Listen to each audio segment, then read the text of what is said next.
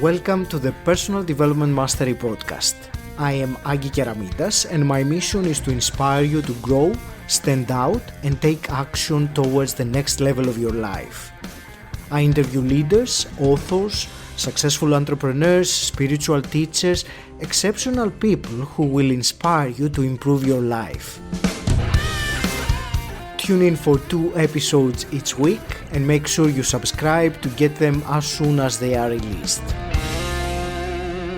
Welcome to episode 181. This is the 5th episode of Consolidating the Knowledge. And again, I will quickly explain why I'm doing this. I realized that after having spoken with close to 150 people on my podcast now, that during these conversations there were many ideas that were actionable knowledge, implementable. However, I realized that many of them remained just ideas. I never took action on them and allowed them to change me, to grow me. And of course, in time, they were forgotten. So what I do in these consolidation episodes is revisiting some of the previous podcast episodes, and I pick up specific actionable items, key knowledge that can be learned and implemented from them, acted upon. So today I will revisit episodes 6 and 17. The first one is episode 6, Chris Spurvey, a sales mentor from Canada, author, public speaker and podcaster. Chris was fortunate enough when he was in his graduating class, he was given a box of tapes, audio tapes, called Personal Power by Tony Robbins. And I'm smiling as I'm saying that because I also listened to that program in 2016 and it changed me. It was the first big trigger, the first big catalyst in my personal development journey. With the difference being that for me it was MP3, it was not a box of audio tapes. Even though I wish I had discovered them when I was at a very young age and got the audio tapes instead. Anyway, I'm digressing now. So Chris immersed into personal development from a very young age, and he was saying that we live in an infinite universe and we have immense potential at our fingertips, but the majority of people are being held back by a belief in what they think they are. And those beliefs are formed through childhood and they are into who we are. But we can overcome these beliefs and actually make leaps in our lives. And he spoke about leaps and he said that we don't necessarily have to make incremental progress. Sometimes we can make, for example, tomorrow morning, a very big decision that would enable a quantum leap in our lives. And that would cause exponential growth rather than incremental, as many of us are used to.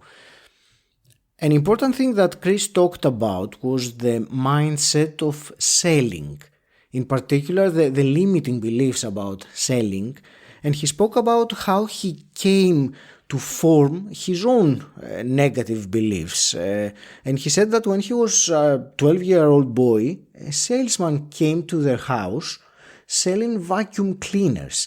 And that salesman convinced his parents, who didn't even want a vacuum cleaner, to buy it. And he had that image of selling in his head. That was in his subconscious, in the background when he started his selling career. And he realized at some point that this was his limitation. He thought that selling was something that you did to people rather than it is something that you do in partnership with your customer, with the other person. And he said that many, if not most people, subconsciously are carrying around that image of sales, and that this is what ultimately holds people back from getting out there and offering their product or service in a powerful, effective and belief-driven way. And he shared the way that he transcended his own limiting beliefs about sales. So let's hear from Chris.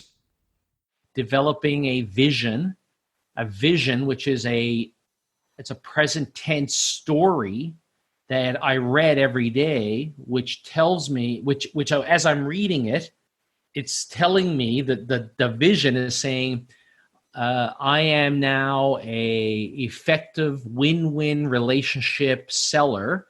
I am in partnership with my clients. When they see me, they smile. They look forward to seeing me and look forward to my conversations. And so this is a vision I wrote. Then I followed up that vision with some affirmations, which I read. And I just diligently, over a period of time, read the vision, read the affirmations. And then the other thing I did, I think you can go too far with the woo-woo stuff. You also got the practicality. So what I would notice as I changed certain activities and approaches to selling, my results changed. And so I would every evening after a day of building my business, I would sit down and do a little bit of an inventory of things I did and the results I got.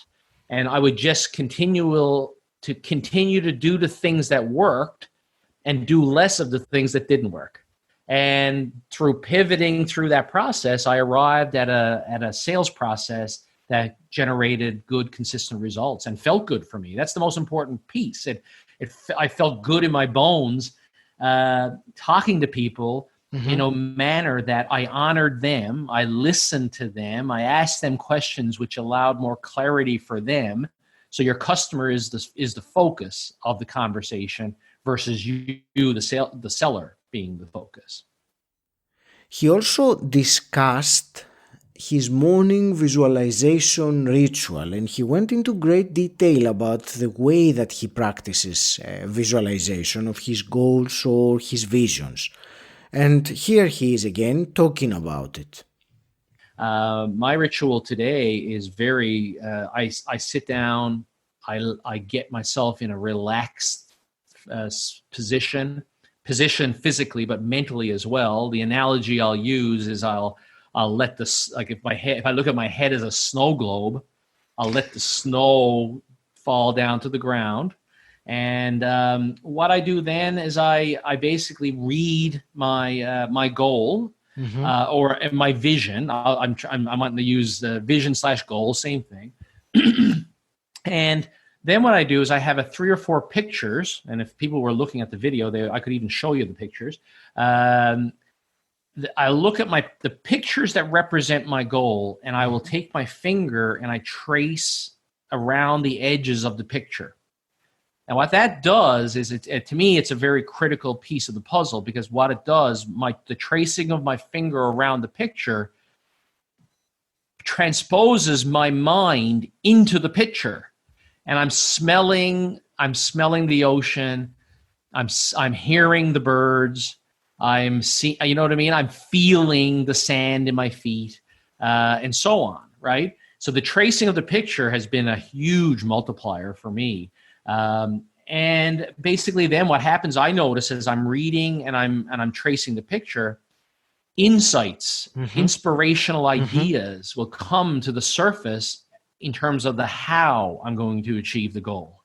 And what I do then is I take 10 minutes and I do believe ideas are like fish. They're like slippery fish. If we don't poke them, they're going to get away from us. So you need to write down the ideas, and then you start your day by just simply looking at the ideas and saying, which one am I going to act on today, right? Finally, speaking about selling, he said, you have a story. You've traveled the road that no one else has traveled. And there are people out there that haven't traveled the road you went down, and they go to sleep at night wishing and dreaming and hoping they can travel down your path. So if they are not able to sleep because they feel anxiety, because they can't do what you have done, that's actually a disservice. You're doing a disservice to that person by not actually selling to them. And Chris said, what does this selling look like? He said it's a conversation, it's a diagnostic conversation. It's finding out where you want to be in 2 or 3 or 5 years from now. From where you are presently, what bridges do we need to get over to bridge the gap between where you are today and where you want to be tomorrow? So the main point is you're doing a disservice to the people that are out there if you're not promoting and selling your story and who you are, because there are so many people out there looking to cross the same bridges.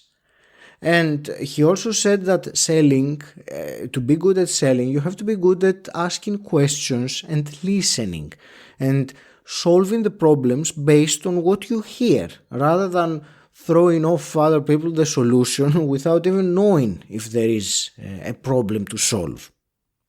So this was the first of the 2 episodes I'm covering today, and the second one is episode 17, Nik Gray. Nik is a business coach with many years of experience with all types and sizes of businesses, and he told me that one of the biggest realizations he had was at some point the understanding that you are in control of your life, and that was a fundamental shift when you stop blaming and making excuses and start taking responsibility for what is happening in your life, taking ownership of what has happened in your life. Then you are in control, and often many of us spend a lot of time blaming.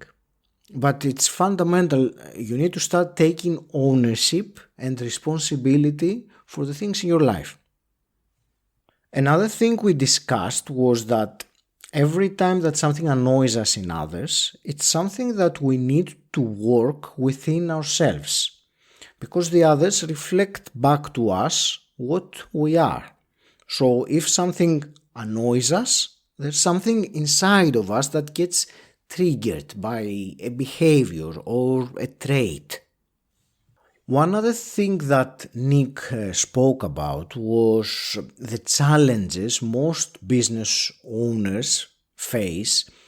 He said that these challenges fall into the same 3 categories: time, money, and getting more from the team.